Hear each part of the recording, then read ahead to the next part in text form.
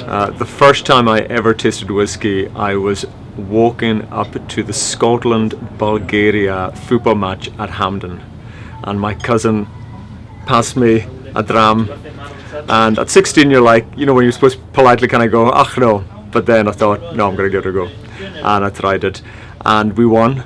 So I think that was a good luck dram that I had.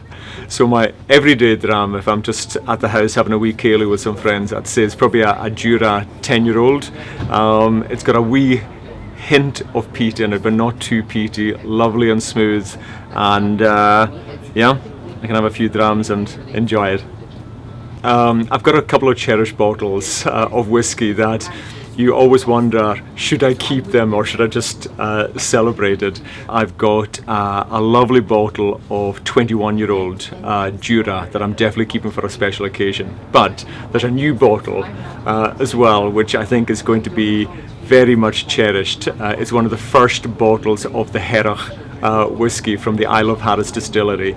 I joined the distillery as a member before it opened, so I got one of the first bottles from one of the first barrels, and I think that's going to be just kept on the mantelpiece for a special moment. So I think if the whiskey is over 12 years old, a wee bit of water and one big chunk of ice just wakes it up, and it's absolutely perfect. Anything under 12 years, let's just keep it straight.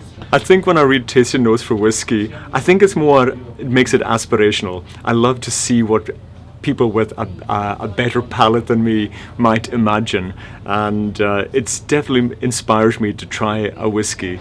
Would I be able to decipher those things? I'm not sure, but it definitely inspires me to try a different whiskey.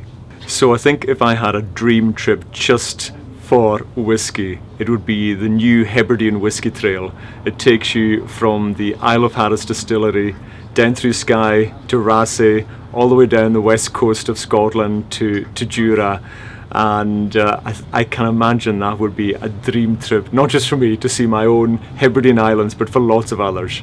I think probably my wildest night, I actually was a backing singer for Iceland at the Eurovision Song Contest, and we came fourth, and so there were a lot of drams drunk that night to celebrate.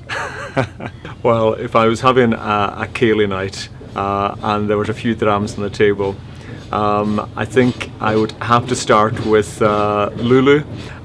Then I think as well it'd have to be the amazing author Douglas Stewart. We've got Eurovision, we've got Scotland, so I think my hero is Nicola Sturgeon, and I would love to sit down and have a chat with her.